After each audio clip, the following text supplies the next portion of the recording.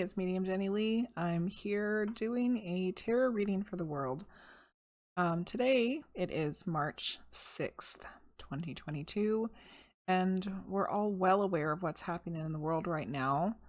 The war between Russia and Ukraine, the fact that the Ukrainians are having to fight pretty much on their own without any assistance from other people.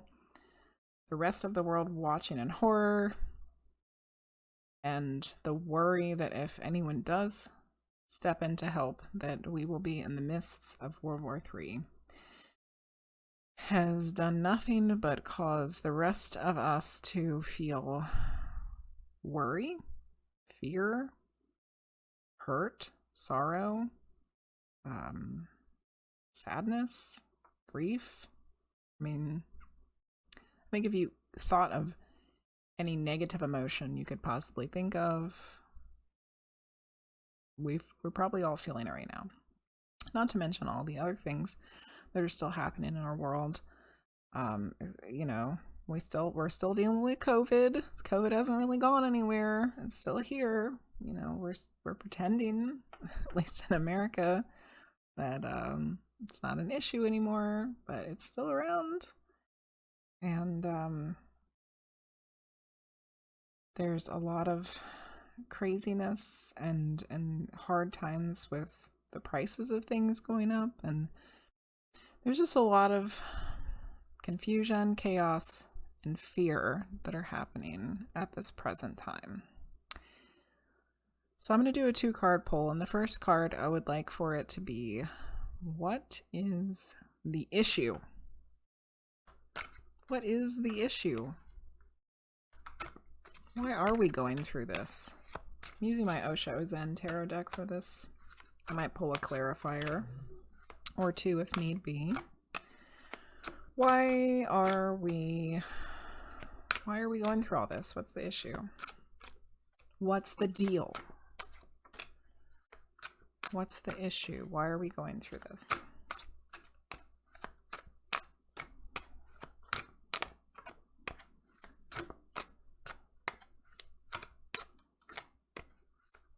What is the issue?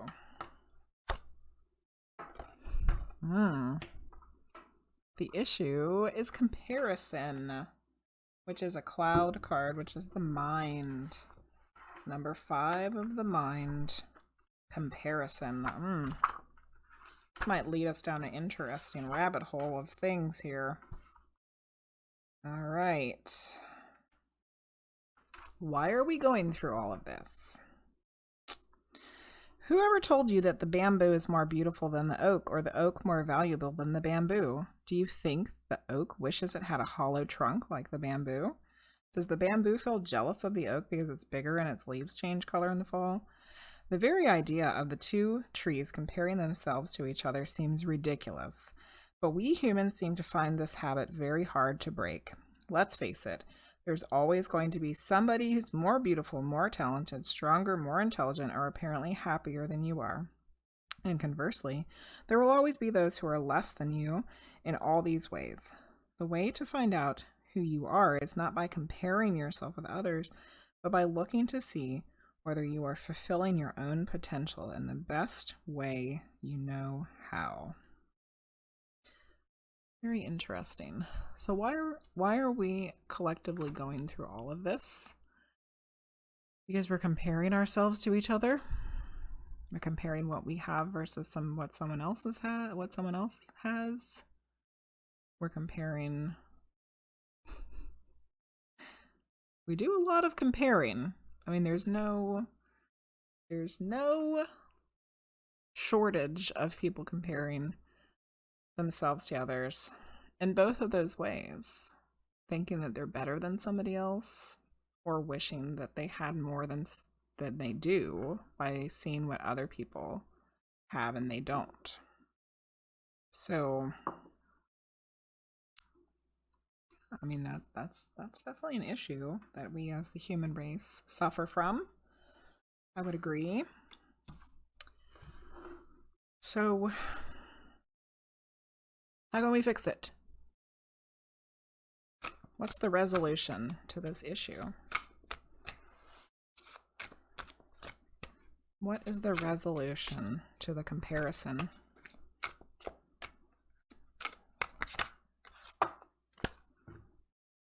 Two cards fell out. Interestingly enough, the Fool and Ordinariness. Wow. Okay. I don't think I need to go into reading either one of these cards. In order to fix our comparison issue that we as humans have, we need to kind of release ourselves from that way of thinking. Perhaps we need to be a little bit more naive and trusting that we can be ourselves in this great, wonderful world, and there's nothing wrong with that. By realizing that there's absolutely nothing wrong with ordinariness, with just being in the moment and enjoying the little things about life and being grateful for what we have. That it doesn't have to be some grandiose thing. We don't have to be living in the lap of luxury to be happy and healthy and joyful. We can just be. And if we can get out of our minds and stop comparing ourselves, we can find a little bit more happiness in the ordinary things in the world around us. The rainbow suit is all about the physical, so the physical world around us, but not in a comparison way, because that the physical world isn't comparing itself. That's in our mind. That's in our mind. Let's do a little clarifier real quick. I'm going to be super brave and use my Rider-Waite deck, even though I'm still trying to get used to this, using this deck, because I used my Osho Zen deck for the last 20 years or something. And the Rider-Waite deck I've only had since Christmas time. Okay, why did we get this? Why did we get these cards? Why did we get comparison and the Fool and ordinariness? Give us one more card that's going to help us understand this situation and maybe help us feel a little relief in the craziness that we're experiencing. Why did we get these cards?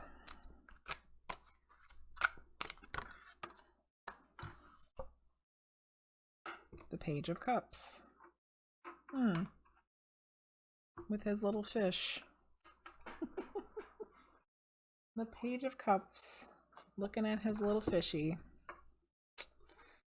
All right, I'm gonna use my guided tarot book to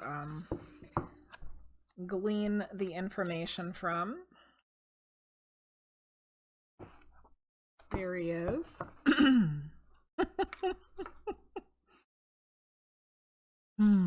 Why did we get these cards?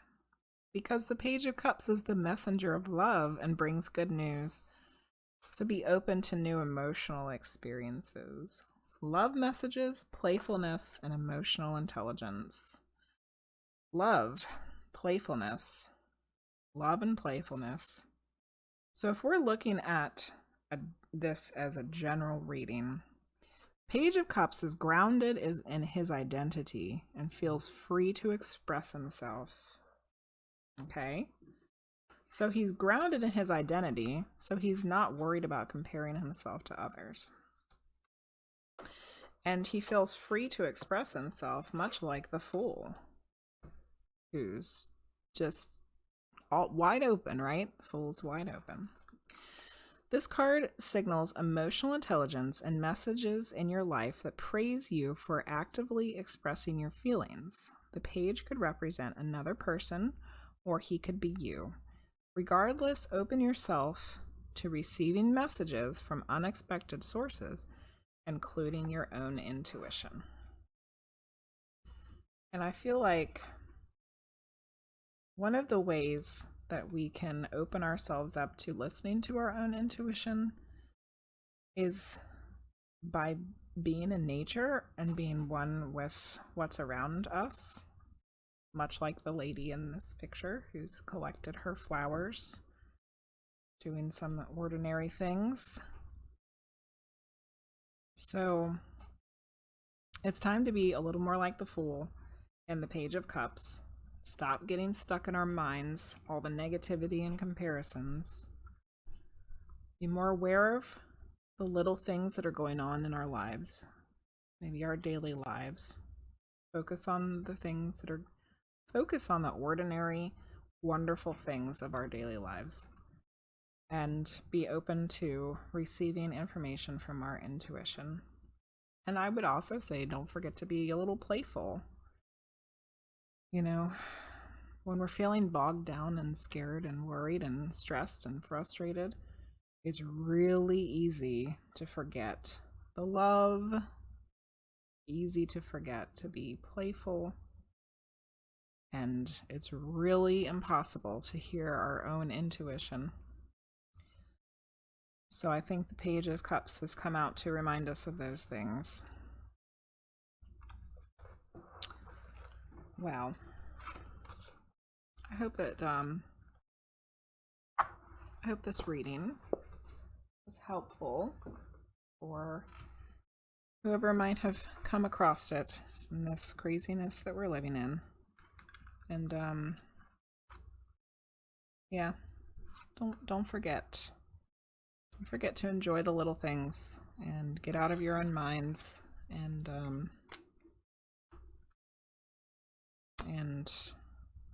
be willing to still be okay with being happy or being playful, even though it seems like there should be some shame in that, because how can we be happy or playful when so many people in the world are miserable and struggling and